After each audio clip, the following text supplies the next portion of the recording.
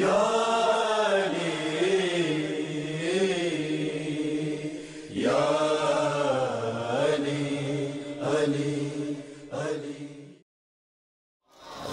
علی محمد وآل محمد وعجل فرجه. اعوذ باللہ من الشیطان الرجیم. بسم اللہ الرحمن الرحیم. الحمد للہ رب العالمین والصلاة والسلام علی سید الانبیاء والمرسلین حبیب الہ العالمین ابی القاسم محمد.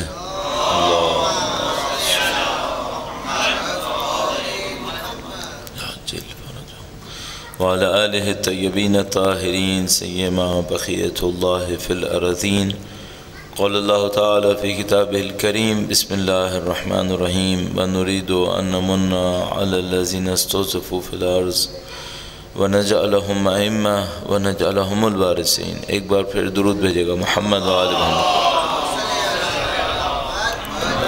وآل محمد وعجل فرجهم. عزیزان محترم، خداوند متعال کا سب سے پہلے شکر بجا لائیں گے کہ اس نے ہمیں ماہ مبارک رمضان کی توفیق نصیب فرمائی، 23 شعبان کی شب نصیب فرمائی.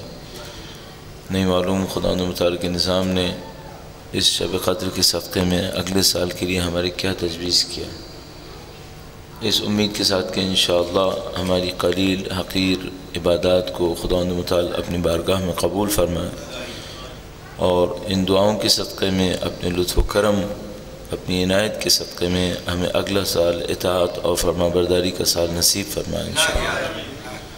انشاءاللہ خداوند متعال اسی سال میں وقت کے امام کے ظہور کا دن دیکھنا نصیب فرمائے انشاءاللہ. ایک بار پھر امام کے ظہور کی تعجیل کے لیے درود بھیجیں محمد و آل محمد صلی علی محمد و آل محمد وعجل فرجه. آج 23 ماہ مبارک رمضان کی 23ویں تاریخ اور یہ دن اپنے اختتام کی طرف ہے. ہم ماہ مبارک رمضان کو اس عنوان سے دیکھتے ہیں کہ سال میں ایک موقع آتا ہے، 30 دن آتا ہے، اور اس 29 یا 30 دن کے بعد پھر جو دوبارہ ماہ مبارک رمضان آئے گا تو 11 مہینے کے بعد 330 دن کے بعد آئے گا. اس 30 دن میں کیا ہونا ہوتا ہے جو 330 دن تک باقی رہے؟ کیا ہوگا؟ یعنی مثال کے طور پر فرض کریں میں کسی ویکیشن کے موقع پر کہیں چھٹی کے لیے جاتا ہوں اور چھٹیوں کے اوپر جانے کے بعد مثال کے طور پر بچے ویکیشن پہ جانے کے بعد اگلے سال جانتے ہیں اگلے سال تک اب یہ موقع بظاہر نہیں آئے گا، تو اس سے کیا سوچ رہے ہوتے ہیں؟ چونکہ مثلا آپ گئے، آپ سمندر کے کنارے بیٹھے تھے، تو کیا اب سارے سال سمندر کے کنارے بیٹھے رہیں گے؟ نہیں، 2-3 دن میں واپس آ جائیں گے، ہفتے بھر میں واپس آ جائیں گے. تو ہونا کیا ہے؟ تو بچے کہتے ہیں کہ بھئی اس کی ایک فیلنگ ہے اور وہ فیلنگ سارے سال ہمارے ساتھ باقی رہے گی. مثلا اس کی کچھ پکچرز لے لیتے ہیں، کچھ ویڈیوز بنا لیتے ہیں، اس کے کلپس وغیرہ ہوتے ہیں، وہ کہتے ہیں یہ اگلے سال تک ہمارے ساتھ یہ فیلنگ باقی رہے گی. اچھا، ہم سب کو پتہ ہوتا ہے کہ اگر بچوں کو ویکیشن میں بھی کہیں نہیں لے کے گئے، جیسے کہ میں نہیں لے کے گیا اس سال، تو یہ بہت اچھا کام نہیں ہوتا. بچے اس کو یاد رکھتے ہیں کہ فلاں سال کی چھٹیوں میں کہیں نہیں گئے تھے، اور اب چاہے اس کی وجہ کوئی بھی ہو، آپ کی کوئی بھی عذر ہو آپ کا، ان کے نزدیک وہ عذر قبول نہیں ہوتا. میں اس ویکیشن والے معاملے کو سوچتے ہوئے اپنے لیے سوچتا ہوں کہ ماہ مبارک رمضان سے مجھے کیا ملنا ہے جو 330 دن تک چلے گا.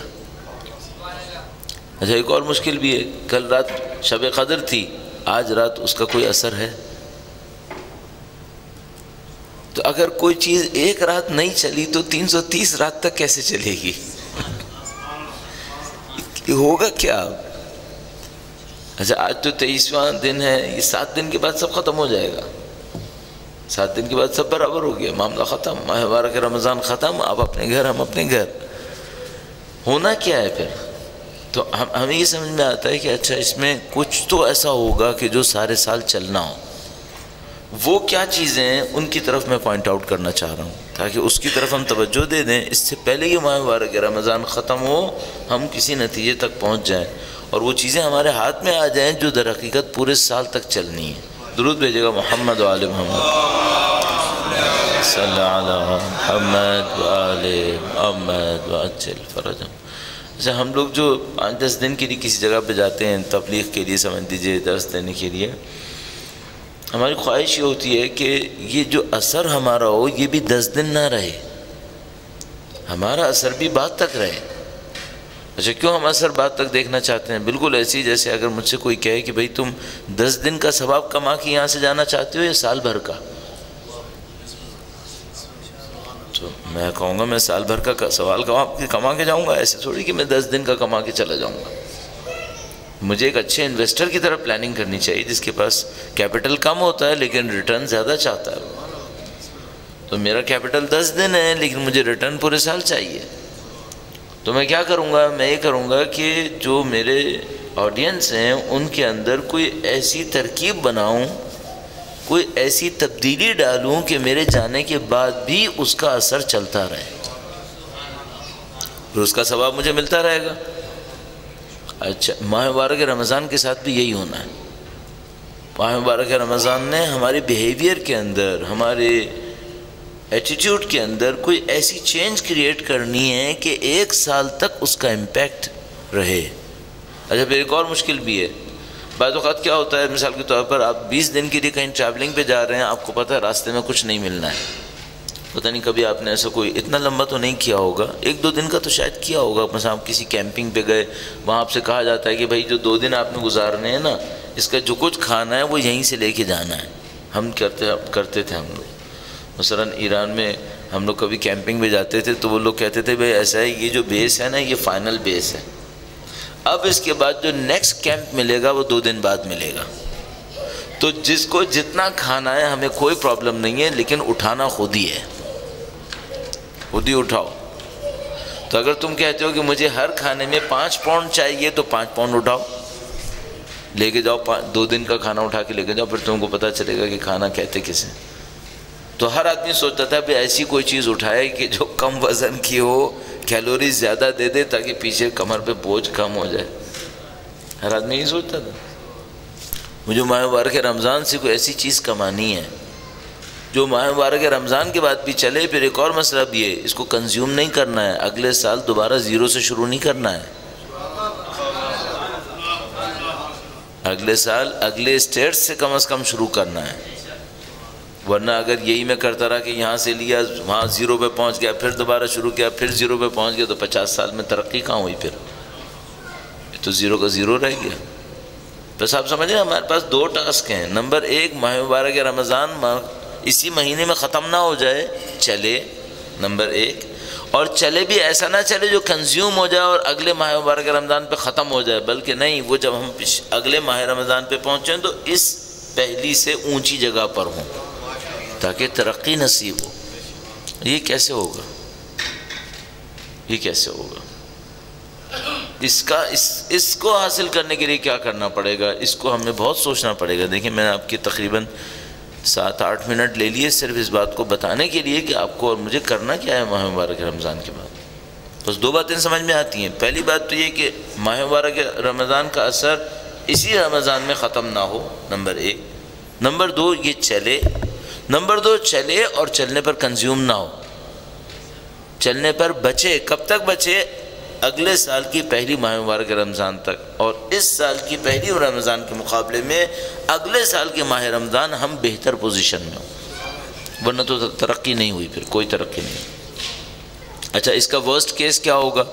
ورسٹ کیس یہ ہوگا کہ میں ماہ مبارک رمضان کے پہلے دن جتنا اچھا میرے اندر دین کے لیے طلب تھی اب وہ بھی نہیں رہی ہے، یہ ورسٹ کیس ہے۔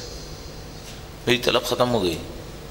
اگر طلب ختم ہو گئی اس کا مطلب ہے میں نے ماہ مبارک رمضان سے کوئی امپرومنٹ حاصل نہیں کی۔ اگر امپرومنٹ حاصل نہیں کی اس کا مطلب ہے باقی سال بھی خراب گزرے گا۔ خدا نہ کرے باقی سال بھی خراب گزرا تو اگلے دفعہ جب ماہ مبارک رمضان کی پہلی آئے گی تو میں اس سال سے بھی زیادہ بری پوزیشن میں ہوں گا۔ یہ ورسٹ کیس ہے۔ اس کا مطلب ہے میری عمر گزرتی جائے گی اور نہ صرف ترقی نہیں ہوگی بلکہ میرے اندر زوال آتا جائے گا، گریجول زوال۔ اچھا ہم انسانوں کے اندر ایک عجیب مشکل ہے، زوال کی کہانی ہے۔ میں مثال بہت دیا کرتا ہوں، ایک مثال مینڈک کی دیتا ہوں۔ وہ ہماری ایک اسٹریٹجی کے ایک اور ٹیچر ہوا کرتے تھے، انہوں نے دی تھی۔ درود بھیجے گا محمد و آل محمد، محمد و آل محمد و نہ میں نے کبھی زو میں کام کیا ہے اور نہ اینیمل پلانٹ سے میرا کوئی بہت زیادہ تعلق ہے۔ ایک آدھ مثال مجھے پتہ چلی جانوروں کے بارے میں، مثلا یہ مینڈک کے بارے میں ایک مجھے بات پتہ چلی، وہ یہ کہ مینڈک کو ٹیمپریچر کا ڈفرینس اگر اچانک ہو تو پتہ چلتا ہے، ورنہ پتہ نہیں چلتا۔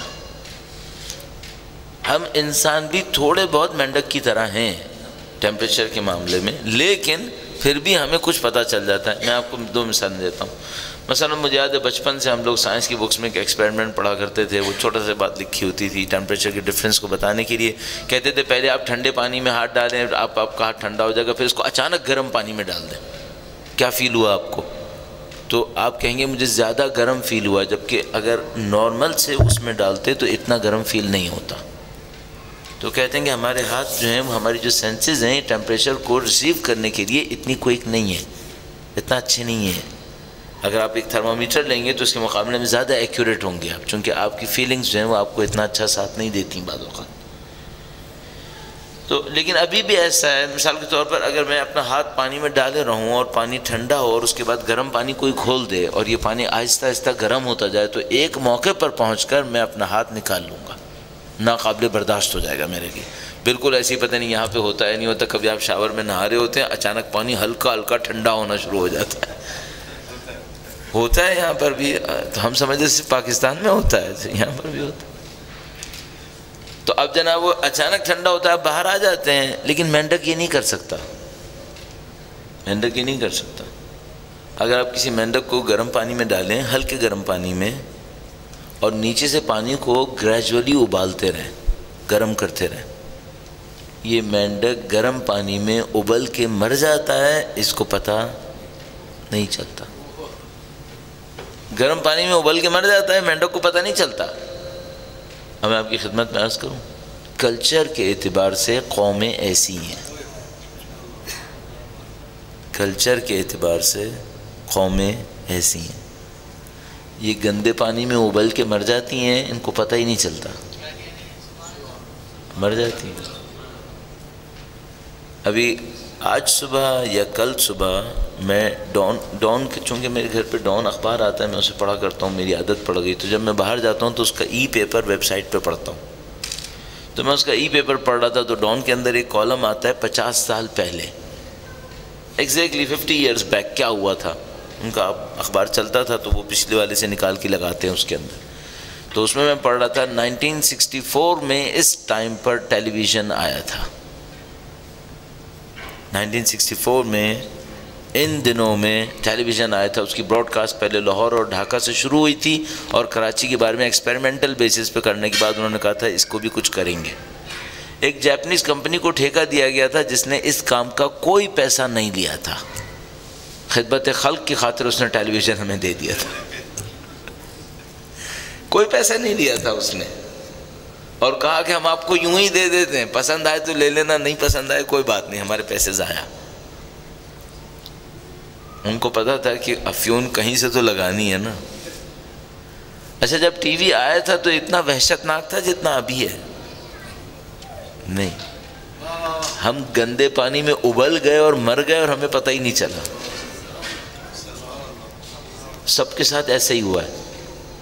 یہ جو 50 سال پہلے انگلینڈ میں ٹیلی ویژن آیا تھا تو اتنا وحشت ناک نہیں تھا، حتیٰ امریکہ وغیرہ کے اندر اتنا وحشت ناک نہیں تھا، یہ شروع میں اتنا خراب نہیں ہوتا۔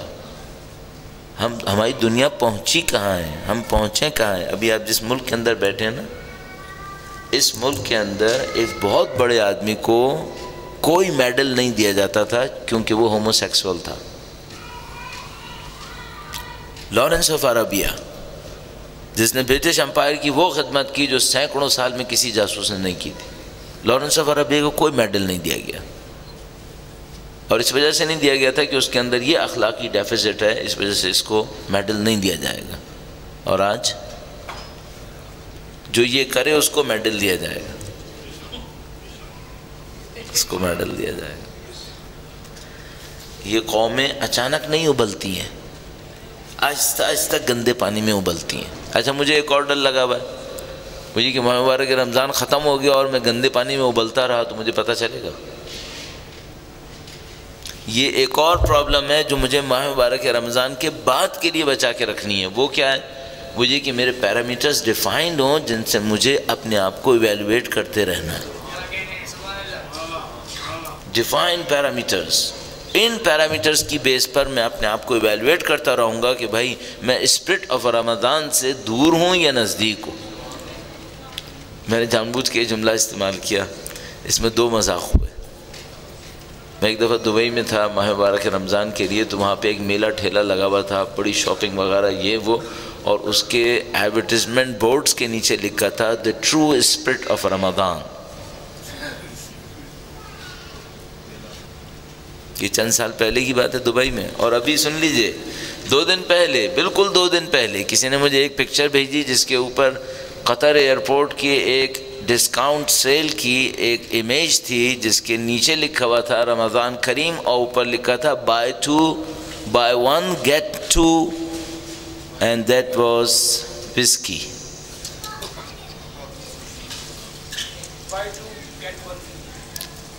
وہ آپ نے زیادہ غور سے دیکھا ہوگا، میں تھوڑا ایسے ہی چلتے چلتے دیکھا.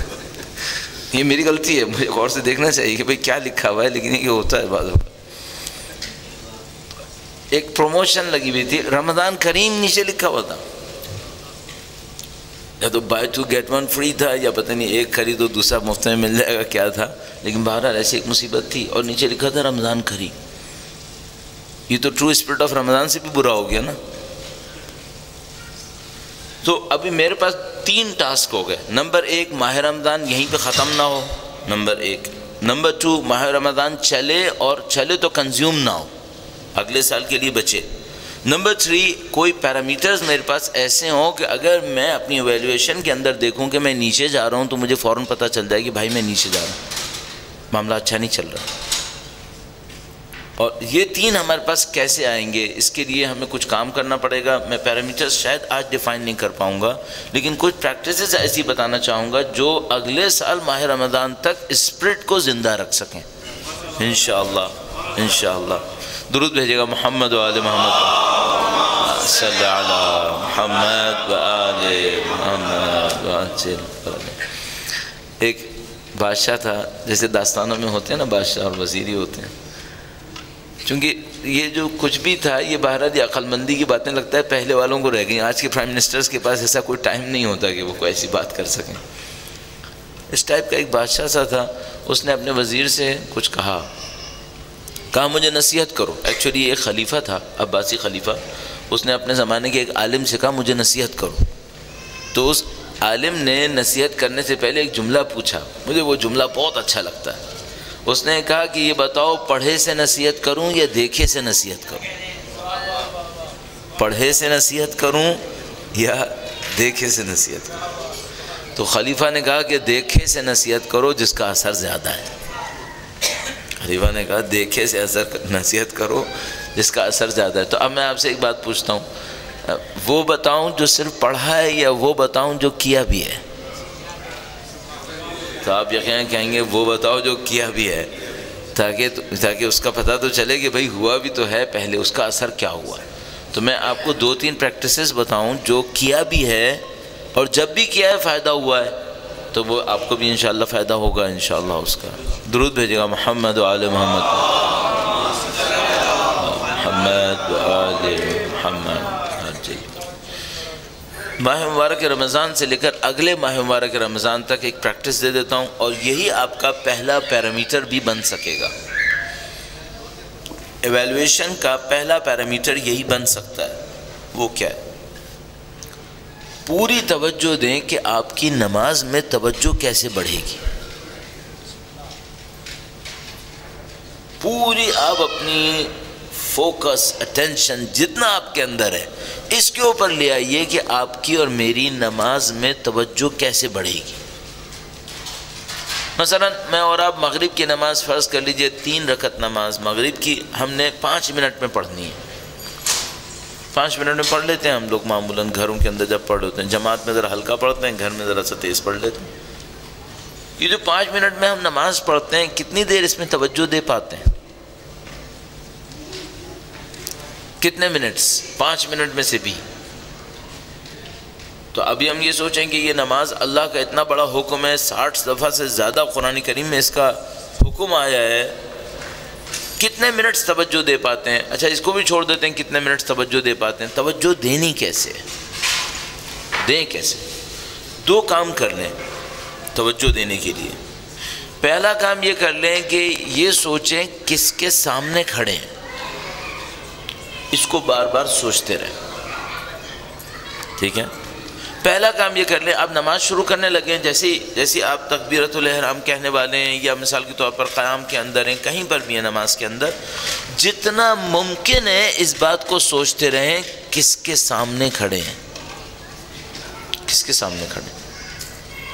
اسی کے سامنے کھڑے ہیں جس کے سامنے میدان حشر میں کھڑا ہونا ہے، اسی کے سامنے کھڑے ہیں جو قبر میں حساب لے گا، اسی کے سامنے کھڑے ہیں جس کے ہاتھ میں سب کچھ ہے، دنیا اور آخرت کی ہر چیز اسی کے پاس ہے، سب کچھ اسی کے ہاتھ میں ہے، اس کے سامنے کھڑے ہیں۔ اچھا مثال کے طور پر میں خدا کے سامنے کھڑا ہوں اور میں اپنی کسی فرض کر لیں بزنس کے بارے میں سوچ رہا ہوں، تو اس بزنس میں کامیابی کس نے دینی ہے؟ اسی نے دینی ہے۔ تو تمہیں بزنس بھی چمکانا ہے تو اس کے سامنے کچھ کرو، ورنہ بزنس بھی ڈوب جائے گا۔ اچھا ایک قانون میں آپ کی خدمت میں عرض کرتا چلوں، قانون یہ ہے کہ جس چیز کو آپ خدا کے مقابلے میں ترجیح دیں گے وہ چیز بے عزتی دے دے گی، جس چیز کو خدا کے مقابلے میں پریفرنس دیں گے وہ چیز آپ کو بے عزتی دے گی، وہاں سے عزت نہیں آتی، زندگی تنگ ہو جائے گی۔ مثلا میں نماز پڑھنا چاہتا ہوں، اچانک میرا بزنس بیچ میں رکاوٹ بن رہا ہے، میں بزنس کے خاطر نماز کو دیر کیے جا رہا ہوں، اب بزنس سے عزت ملے گی بے عزتی؟ بے عزتی ملے گی، اب یہاں سے بے عزتی آنے والی ہے۔ تو میں بعض اوقات بچوں سے کہتا ہوں، فٹ بال کا میچ دیکھ رہا تھا کوئی بچہ میرا، اس کی ٹیم، ظاہر اپنی ٹیم کے لیے مر رہے ہوتے ہیں آج کل کے بچے، تو میں نے اس سے کہا اپنی ٹیم کو جتانا چاہتے ہو یا ہرانا چاہتے ہو؟ کہنے لگا جتانا چاہتا ہوں۔ میں نے کہا بیٹا نماز پڑھ لو ورنہ یہ بھی ہار جائے گی، یہاں پہ نماز کے مقابلے میں مت لاؤ اس کو۔ اچھا ایک اور بات مجھے پتہ ہے، بعض اوقات میں نماز میں خدا کے مقابلے میں کسی چیز سے مجھے خوشی ملنے والی ہوتی ہے، نعوذ باللہ تعالیٰ، جو نہیں مل سکتی لیکن میں سوچ رہا ہوتا ہوں کہ ملنے والی ہے۔ مثلا کسی چیز میں مجھے بہت مزہ آ رہا ہے، کوئی پروگرام دیکھ رہا ہوں جس میں مزہ آ رہا ہے، کسی بندے سے ملا ہوں جس سے بہت مزہ آ رہا ہے، کوئی کتاب پڑھ رہا ہوں جس سے بہت مزہ آ رہا ہے، اب میں دیکھتا ہوں اگر میں خدا کی طرف جاؤں تو یہ مزہ ہاتھ سے نکل جائے گا۔ تو ابھی پھر میں ایک اور بات بتاؤں گا، ہر وہ لذت جس کو خدا کے مقابلے میں لینے کی کوشش کریں گے اس لذت سے کچھ نصیب نہیں ہوگا، وہ لذت بھی جائے گی۔ ہر چیز جو خدا کے مقابلے میں لائیں گے نا اس سے کچھ نہیں ملے گا، اس سے معاملہ خراب ہو جائے گا۔ اور ہماری زندگی میں بہت سارے معاملے اسی وجہ سے خراب ہوتے ہیں کہ ہم اس کو خدا کے مقابلے میں لے آتے ہیں، خدا کے مقابلے میں نہ لائیں، صحیح چلتا رہے گا۔ پہلا کام یہ کریں اپنی نماز کے اوپر توجہ دے دیجئے۔ نماز پہ توجہ کیسے دیں گے؟ میں نے آپ کی خدمت میں عرض کیا، یہ سوچ کر توجہ دیں کہ کس کے سامنے کھڑے، اس کو زیادہ سے زیادہ سوچیں، اور ساتھ میں یہ قانون ذہن میں رکھیے گا کہ آپ کہیں اور سوچ رہے ہیں نا تو جس کے بارے میں خدا کے مقابلے میں سوچ رہے ہیں وہ آپ کے ساتھ نہیں رہے گی، اس سے آپ کو بے عزتی ملنے والی، آپ کو کوئی فائدہ نہیں ہوگا۔ بس پہلا کام یہ کریں۔ دوسرا کام کیا کریں؟ نماز میں توجہ دینے کے لیے جتنا ممکن ہے اپنے الفاظ کے کم سے کم معنی کو سوچتے رہیں، جتنا ممکن ہے۔ مثال کے طور پر میں نے ہاتھ کھڑے کیے، میں نے کہا اللہ اکبر۔ اللہ اکبر کا مطلب تو پتہ ہے نا، عربی جاننا تھوڑی ضروری ہے اس کے لیے۔ بسم اللہ الرحمن الرحیم معلوم ہے، الحمدللہ رب العالمین یہ بھی معلوم ہے۔ شاید بعض چیزوں کے اوپر توجہ نہ ہو، بحول اللہ وقوتہ اقوم واقعد، بہت خوبصورت جملہ ہے، اللہ کی مدد سے، اس کی طاقت سے کھڑا ہوتا ہوں اور بیٹھتا ہوں، کتنا خوبصورت جملہ۔ جتنا ممکن ہے نماز کے مفاہیم پر، ترجموں پہ کم از کم توجہ دیتے رہیں۔ مفہوم ایک چیز ہوتی ہے، ٹرانسلیشن ایک اور چیز ہوتی ہے. کانسیپٹس ایک مسئلہ ہے، ٹرانسلیشن ایک اور مسئلہ ہے. چلو اگر کانسیپٹس پہ توجہ نہیں دے سکتے، کم سے کم ٹرانسلیشن پہ تو توجہ دے سکتے ہیں. ٹرانسلیشن پہ توجہ دیں. اچھا یہ بھی میں ابھی آپ کی خدمت میں عرض کروں گا کہ اگر تھوڑی دیر کے لیے توجہ باہر نکل جائے پھر کیا کریں. اس کے لیے ایک ریکمنڈیشن آیت اللہ بہجت کی. چونکہ ہم لوگ یہ کہتے رہتے ہیں نماز پہ توجہ دو، نماز پہ تو سامنے والا کہتا ہے بھائی میں توجہ دینا چاہتا ہوں، ابھی میں تکبیرہ کہتا ہوں میرا دماغ کہیں اور چلا جاتا ہے. اب اس کے لیے میں کیا کروں؟ آیت اللہ بہجت نے اس کا ایک سولوشن دیا، وہ میں بھی عرض کروں گا. یہ دو باتیں ہو گئیں. آپ نماز پڑھنے کھڑے ہوئے ہیں، چل پہلے ان کی ریکمنڈیشن عرض کر دوں، شاید ان کے ذکر کے صدقے میں بھی کچھ برکت ملتی ہے. میں نے دیکھا یہ جو بڑے علماء ہیں نا، ان کا نام بھی ذکر کرو تو اس سے برکت ملتی ہے. ان کے روح میں تاثیر ہے کوئی نہ کوئی. انہوں نے اہل بیت کی شاگردی میں اتنا کچھ لے لیا ہوتا ہے، ان کا کوئی نہ کوئی اثر پڑ جاتا ہے. درود بھیجے گا ان کی روح کی بلندی کے لیے بھی اور اپنے اعمال کی قبولیت کے لیے.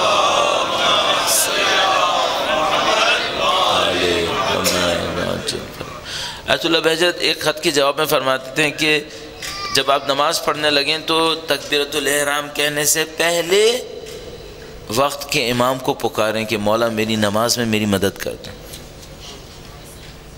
مجھے آپ کی نصرت چاہیے، مجھے آپ کی نصرت چاہیے. بھائی اگر میں دنیا میں تھوڑا سا مجھے لاس ہونے لگتا ہے تو میں مدد کے لیے بلاتا ہوں یا نہیں بلاتا ہوں؟ میرا پاؤں سلپ ہونے لگتا ہے میں کہتا ہوں یا علی مدد. کوئی بچہ کہیں گرنے لگتا ہے میں کہتا ہوں یا علی مدد، خدا اس کو سنبھال دے مولا کے صدقے میں، مولا مدد کریں اس کی. تو یہ جو میں نماز پڑھنے والا ہوں یہ اس میں مدد نہیں چاہیے مجھے، اس میں مدد چاہیے. وہ کہتے تھے تکبیرۃ الاحرام کہنے سے پہلے وقت کے امام کو ان سے توسل کرے کہ مولا میری نصرت فرما دے. نمبر 1. نمبر 2 ریکمینڈ کرتے تھے، یہ عجیب ٹرک ہے، بہت ٹرکی کام ہے. وہ کہتے تھے نماز اس طرح شروع کرو پوری انٹینشن کے ساتھ کہ میں نماز میں توجہ دوں گا، بغیر انٹینشن کی شروع نہیں کرنا.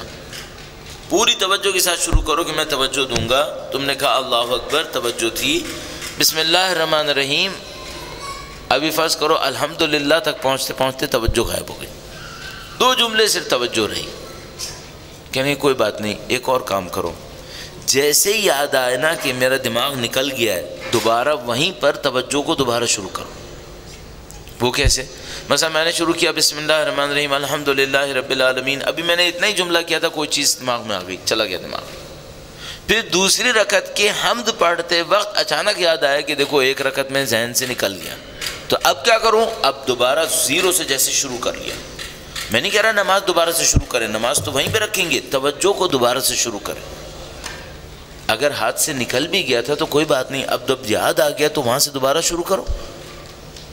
اپنی توجہ کو، اپنی اٹینشن کو دوبارہ وہاں پر لے کر آئے. مثلا دوسری رکعت شروع کر رہا تھا، الحمدللہ پڑھتے پڑھتے یاد آیا کہ دیکھو میں نے سوچا تھا توجہ دوں گا لیکن توجہ نہیں دی، پہلی رکعت ایسی نکل گئی، تو کہوں کوئی بات نہیں، اب یہاں سے دوبارہ شروع کرتا ہوں، اہدنا الصراط المستقیم، دوبارہ توجہ شروع کرتا ہوں. تو اب کیا کریں؟ اگر آپ کو شیطان کہیں لے کے بھی جاتا ہے تو جیسے ہی دماغ میں آ رہا ہے دوبارہ وہیں سے اپنے اوپر گرفت کر لیں، اپنے اوپر پکڑیں، پکڑ کے دوبارہ نماز کو اچھی توجہ سے پڑھنا شروع کریں. فائدہ کیا ہوگا؟ آہستہ آہستہ میری اور آپ کی توجہ کا ٹائم بڑھنا شروع ہو جائے گا، توجہ کا ٹائم بڑھنا شروع ہو جائے گا. اور یہ عزیزان محترم، یہ میں آپ کو مختلف علماء کے اقوال سے، تجربے سے، سب چیزوں سے بتا رہا ہوں. اگر آپ کی نماز میں توجہ باقی ہے نا تو اس کا مطلب ہے آپ کا دین مضبوط ہے.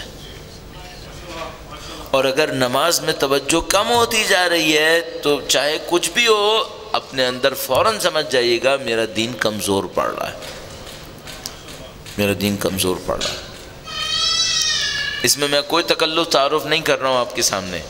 کیوں نہیں کر رہا ہوں؟ چونکہ یہ بہت بڑی حقیقت ہے کہ اگر ہماری اور آپ کی نماز میں توجہ کم ہو رہی ہے تو واقعاً دین کم ہو رہا ہے، واقعاً دین کم ہو رہا ہے. آپ اس کو بڑھائیں، کسی بھی طریقے سے بڑھائیں. مثال کے طور پر میں یہ سوچوں چونکہ میں بہت بزی آدمی ہوں نا اس لیے میری توجہ کم ہو رہی ہے، نہیں، یہ ایکسکیوز صحیح نہیں، بالکل غلط بات ہے. بزی کس کے لیے ہو؟ خدا کے لیے، شیطان کے لیے؟ اگر خدا کے لیے بزی ہو تو تمہاری یہاں توجہ بڑھنی چاہیے تھی. اس کا مطلب ہے خدا کے علاوہ کسی اور چیز کے لیے بزی ہو گئے ہو. اگر خدا کے لیے میں اور آپ بزی ہوتے تو ہماری توجہات یہاں بڑھنی چاہیے تھی. اگر خدا کی بارگاہ میں قبول ہوتا ہے تو خدا اپنے نزدیک بلاتا ہے یا دور بھیجتا ہے؟ نزدیک بلاتا ہے. آپ کی اور ہماری توجہ یقیناً بڑھنی چاہیے. بس کن باتوں میں توجہ بڑھے؟ نمبر 1 کس کے سامنے کھڑے، نمبر 2 کیا بات کہہ رہے ہیں، نمبر 3 ایک اور بات آپ کی خدمت میں عرض کروں گا اتنا، اور میں آپ کو ابھی بھی خدمت میں عرض کرتا چلوں، آپ کو کوئی بھی کہے نا کہ کسی اور کام کرنے سے دین بڑھتا رہے، نماز پہ توجہ نہ بھی ہو تو چلے گا، گارنٹی سے کہہ رہا ہوں غلط بات ہے، یہ غلط بات ہے. یہاں پہ بڑھانا پڑے گی. اور آپ کو اور ہمیں پتہ ہے مولا امیر المومنین کی توجہ کیا تھی، اہل بیت اطہار علیہ السلام کی توجہ کیا تھی، جنگ کے اندر بھی کیا توجہ تھی، یہ مجھے اور آپ کو سب پتہ ہے. واقعات دوبارہ یاد دلانے کی بھی ضرورت نہیں ہے، ہم سب کو پتہ ہے. تو ہمیں اس پہ محنت کرنی پڑے گی، اس کے علاوہ کوئی راستہ نہیں ہے. ایک چیز اور جس پہ توجہ دیں نماز کے دوران، وہ بھی عرض کرتا چلوں، درود بھیجے گا محمد و آل محمد، صلی علی محمد و آل محمد وعجل فرج. اچھا میں آپ سے پوچھتا ہوں، دین اسلام کے ہر کام میں حکمت ہے یا نہیں ہے؟ بغیر حکمت کے تو کچھ نہیں ہوتا نا، صحیح. تو ابھی یہ جو خدا متعال نے کہا اللہ اکبر کہنے کے لیے ہاتھ یہاں تک اٹھاؤ، اس کی حکمت کیا ہے؟ اس کی حکمت ہونی چاہیے نہیں ہونی چاہیے؟ ہونی چاہیے. کیوں نہیں ہونی چاہیے؟ ہونی چاہیے. تو کیا حکمت ہے؟ حکمت ڈھونڈیں آپ اور میں، حکمت ڈھونڈیں. مثال کے طور پر آپ رکوع کے اندر کھڑے ہیں، آپ رکوع کے اندر ہیں، آپ کی کمر سیدھی ہونی چاہیے یا ٹیڑھی میڑھی ہونی چاہیے؟ سیدھی ہونی چاہیے. کیوں ہونی چاہیے؟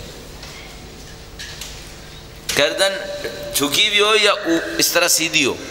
مستحب کیا ہے؟ سیدھی ہو. کیوں سیدھی ہو؟ کیا ہونا ہے اس سے؟ اچھا اب آپ فوراً میڈیکل سائنسز کا فلاں کیمیکل یوں ہو جائے گا، مجھے اس سے ابھی کوئی سروکار نہیں ہے. میڈیکل میں کون سا کیمیکل کہاں جائے گا، مجھے اسپریچول سے سروکار ہے، ابھی مجھے اسپرٹ سے سروکار ہے.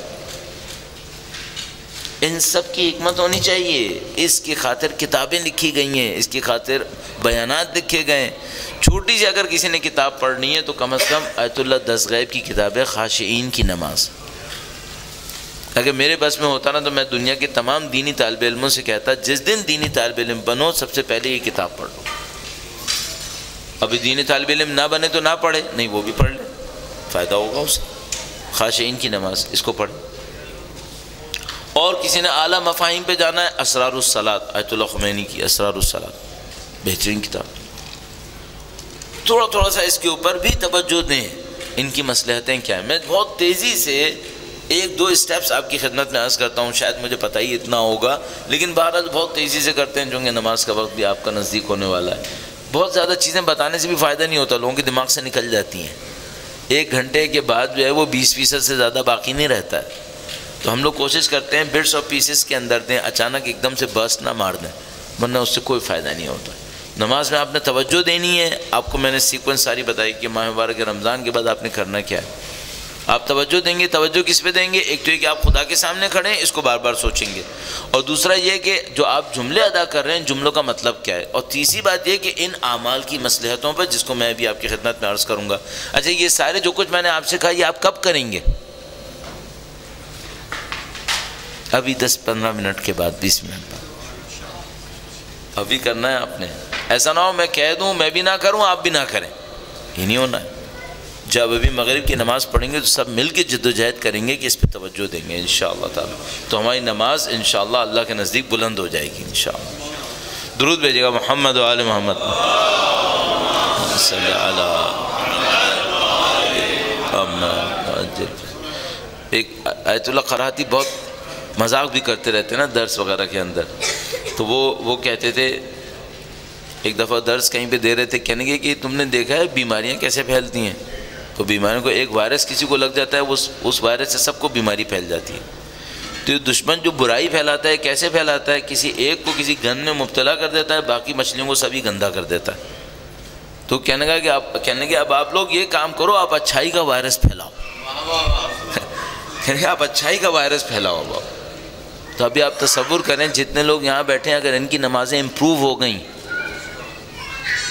تو آپ کی کمیونٹی کی اسپریچول انوائرمنٹ پہ فرق پڑے گا یا نہیں پڑے گا؟ سب پہ فرق پڑ جائے گا. ایک رات میں فرق پڑ سکتا ہے. اس کا مطلب کیا ہے؟ اگر ہم تھوڑی سی محنت کریں تو شاید پورے لوٹن کی اسپریچولیٹی کے اوپر اثر ڈال سکتے ہیں. یہ کر سکتے ہیں ہم لوگ؟ مصلحتیں کس قسم کی ہیں خدا متعال کے نظام کے اندر؟ مثال کے طور پر بہت تیزی سے اگر بیان کریں تو کہتے ہیں جب آپ تکبیرۃ الاحرام کہیں نا، ہاتھوں کو کان تک لے کر آئیں اور کہیں اللہ اکبر، تو جو ہاتھ آپ کان تک لے گئے اس کا مطلب کیا ہے؟ خدا میں تیرے سامنے سرنڈر کرتا ہوں، میں تیرا بندہ ہوں، میں جو کچھ کیا غلط کیا، میں سرنڈر، میں تیرا تابعدار ہوں۔ اگر گناہ کیا ہے نا تو بغاوت میں نہیں کیا ہے، غلطی سے کیا ہے، سرنڈر کرتا ہوں، باغی نہیں ہوں، گناہ گار ہوں۔ ایک دفعہ انسان ریبیلین ہوتا ہے نا، وہ کچھ اور ہوتا ہے، اس کی سزا کچھ اور ہوتی ہے، ایک دفعہ صرف ایک گناہ گار ہوتا ہے۔ تو میں خدا سے کہتا ہوں خدا میں باغی نہیں ہوں، میں گناہ گار ہوں، یہ دیکھ تیرے سامنے سرنڈر کر رہا ہوں، میں کچھ نہیں ہوں۔ اللہ اکبر، خدا متعال کی کبریائی۔ اب ذرا سوچیں کہ ہم نماز میں کتنی دفعہ اللہ اکبر کہتے ہیں؟ ایک دفعہ بھی کبریائی ذہن میں آتی ہے؟ ایک دفعہ بھی خدا کی بڑائی ذہن میں آتی ہے؟ اچھا خدا کی بڑائی کیا ہے؟ خدا کی بڑائی یہ ہے کہ 7 ارب انسانوں کو مائکرو سیکنڈ کے اندر ختم کر سکتا ہے۔ کتنی دیر لگانی ہے اسے؟ قرآن کریم میں ارشاد فرماتا ہے ہم نے جب کسی قوم کو سزا دینی ہوتی ہے تو ہم لشکر نہیں بھیجتے، زمین و آسمان ہمارا لشکر ہے، زمین و آسمان ہمارا لشکر ہے۔ مثال کے طور پر آپ لوگ اور ہم لوگ موویز وغیرہ کے اندر دیکھتے ہیں نا، کوئی آدمی یوں کھڑا ہوتا ہے، اس نے پتہ نہیں کسی نے اس کا تار نکال دیا، ٹھک سے نیچے گر گیا۔ خدا کو تو تار بھی نہیں نکالنا ہے، تار وار کچھ نہیں نکالنا ہے، اس نے صرف ارادہ کرنا ہے یہ کائنات نہ ہو، ختم، غائب، جیسے تھی ہی نہیں اصلا۔ 15 ارب سال سے ہم لوگ بیٹھے ہیں اس کائنات کو لے کے، 15 بلین ایئرز بگ بینگ کے بعد، ختم کرنے میں کتنی دیر لگے گی؟ مائکرو سیکنڈ بھی نہیں لگے گا۔ اس کو بنانے میں مائکرو سیکنڈ نہیں لگا تھا تو ختم کرنے میں کتنی دیر لگے گی؟ بنانے میں مائکرو سیکنڈ نہیں لگا تھا، جب یہ بنی تھی تو کیسے بنی تھی؟ یہ سب لوگ قبول کرتے ہیں کہ یہ جو بگ بینگ میں ایکسپلوژن ہوا تھا، دھماکہ ہوا تھا، کتنی دیر میں ہوا تھا؟ عجیب ہے واقعاً، یہ کہتے ہیں 1 ٹریلینتھ آف اے سیکنڈ میں ہوا تھا۔ ایک سیکنڈ کے 1 ٹریلین پیسز کریں اور اس 1 ٹریلینتھ پیس کے 1 ٹریلین پیسز کریں، اس میں یہ دھماکہ ہوا تھا۔ میں تو مائکرو کہا ہے آپ کو، مائکرو تو بہت دور ہو گئی بات، اتنی دیر میں تو خدا پتہ نہیں کتنے 1 ٹریلین بگ بینگ کر چکا ہوتا۔ 1 ٹریلینتھ آف اے سیکنڈ کے اندر پوری دنیا خلق ہوئی ہے، ختم کرنے میں کتنی دیر لگے گی؟ 1 ٹریلینتھ آف اے سیکنڈ۔ یہ کبریائی ہے خدا کی، خدا کی کبریائی ہے۔ اللہ اکبر، خدا کی کبریائی کو سوچے اور کہے خدا تسلیم تیرے سامنے میں کچھ نہیں ہوں، حقیر فقیر ذلیل میں ہی ہوں۔ اس کے بعد جب کھڑے ہوں تو کیسے کھڑے ہوں؟ علماء بیان کرتے ہیں، مستحب ہے ہمارے پاس، عجیب جملہ ہے عزیزان محترم، استاد نے ہمارے ظہر عصر کے درمیان تھوڑا سا درس دیا کرتے تھے، بتایا ایک روایت موجود ہے ہمارے پاس، کہنے ایک روایت موجود ہے، ایک آدمی چھٹے امام کی خدمت میں حاضر ہوا، درود بھیجے گا محمد و آل محمد و عجل فرج۔ امام اس کو کچھ سکھانا چاہتے تھے، امام نے اس سے کہا کھڑے ہو کے 2 رکعت نماز پڑھو۔ اس نے 2 رکعت نماز پڑھی، جب نماز ختم کی تو امام نے کہا تمہیں اتنا عرصہ ہو گیا ہمارے پاس آتے ہوئے 2 رکعت نماز پڑھنی نہیں آتی، 2 رکعت نماز پڑھنی نہیں آتی؟ تو یہ کہنے لگا میرا دل چاہا زمین پھٹ جائے میں اندر گھس جاؤں کہ میں نے اپنے مولا کے سامنے 2 رکعت نماز بھی صحیح نہیں پڑھی۔ یہ قدموں میں گر گیا، کہنے لگا مولا مجھ پہ رحم کریں، مجھے 2 رکعت نماز سکھا دیں۔ امام فرمایا اب میں بتاتا ہوں، ایسے پڑھو۔ پھر ایک ایک چیز بتائی، فرمایا جب تم قیام کے لیے کھڑے ہو نا تو وہ جب قیام کے لیے کھڑا ہو تو میں کھڑے ہو کے نہیں دکھا سکوں گا، ابھی ہاتھوں کو یوں کر کے کھڑا ہو گیا۔ امام فرمایا کیا کیا تم؟ ہاتھوں کو زانوں پہ رکھو، کمر کو تھوڑا سا جھکاؤ، تمہاری نظریں سجدگاہ کو دیکھیں، اس طرح کر کے کھڑے ہو۔ کہنے لگا مولا اس طرح کر کے کیوں کھڑے ہوتے ہیں؟ فرمایا اس لیے کھڑے ہوتے ہیں کہ آقا کے سامنے غلام ایسے ہی کھڑے ہوتے ہیں، تم خدا کے سامنے کھڑے ہو، یہ تم نے کیا کیا کہ تم نے ہاتھ یوں کر لیے؟ ہاتھوں کو زانوں پہ رکھو، کمر کو تھوڑا سا خم کرو، نگاہ کو اپنے سجدے کی جگہ کی طرف رکھو، ایسے کھڑے ہو جیسے غلام کے سامنے غلام کھڑا ہوتا ہے۔ مالک تو وہ ہے، تم غلام ہو، ادب سے کھڑے ہو۔ اس نے کہا مولا ٹھیک ہے۔ پھر امام نے کہا اب رکوع کرو۔ کہنے لگا مولا رکوع کیسے کرو؟ امام نے فرمایا بالکل کمر سیدھی کرو، گردن سیدھی کرو، تمہاری کمر کی سیدھ میں تمہاری گردن ہے، گردن جھکاؤ نہیں، گردن سیدھی رکھو۔ تو اس نے کہا مولا گردن سیدھی کیوں رکھتے ہیں؟ اس طرح کی بات ہوئی۔ اب پریسائسلی شاید یہ نہ کہا ہوگا، امام نے پہلے بتا دیا ہوگا، تو اس نے کہا گردن سیدھی کیوں؟ امام نے فرمایا گردن سیدھی اس لیے رکھو، خدا سے کہو خدا ہے میں تیری راہ میں گردن کٹانے کو تیار ہوں۔ گردن سیدھے رکھو، نیچے نہیں جھکاؤ۔ اچھا نظریں کہاں رکھے؟ کہا نظریں اپنے پاؤں کی طرف رکھو، اپنے قدم کی طرف رکھو۔ پوری نماز کے اندر نظریں جھکائے رکھنی ہے، نظروں کو جھکائے رکھنا ہے۔ بہت بڑے عارف نے کہا تھا میں نے اس پریکٹس سے بہت روحانیت کسب کی ہے، نظروں کو جھکائے رکھو۔ تو کہا رکوع کرو، گردن نکالو، نظریں تمہاری پاؤں کی طرف ہوں، اس طرح ارادہ کرو جیسے خدا ہے میں تیری راہ میں گردن کٹانے کو تیار ہوں۔ اس کے بعد کھڑا ہو جاؤں، سجدے میں جاؤں، کیا سوچوں سجدے میں جاتے وقت؟ سجدے میں، اچھا یہ جو سجدے میں جانے کا عمل ہے یہ ہے کیا اصلا؟ گویا ہمارا موت کی طرف سفر ہے، موت کی طرف سفر ہے، نیچے کی طرف جانا ہے۔ قبر بھی زمین کے نیچے رکھی جاتی ہے نا، تو ایسے جیسے کھڑے سے نیچے کی طرف گئے گویا موت کی طرف سفر کیا۔ تو میں خدا سے کہتا ہوں خدا میں تو مرنے کی طرف جاؤں گا ہی نا، میں تو اینڈ یہی نا کہ میں مروں گا۔ تو میں کھڑا ہوا اور نیچے جھکا اور سجدے میں گیا، اور سجدے میں کیوں، سجدے میں کیا احساس کروں؟ سجدے میں کہوں خدا سے خدا ہے سب سے زیادہ جو ڈگنیٹی میرے پاس ہے نا میری فور ہیڈ میں ہے، میں اس کو تیرے سامنے تسلیم کرتا ہوں۔ میری ساری عزت، میری ساری ڈگنیٹی، میرا سارا آنر تیرے سامنے خاک میں مل گیا، میں کچھ نہیں ہوں، ایکسیپٹ کرو۔ سجدے میں جاؤں تو اپنی ذلت کو قبول کرو۔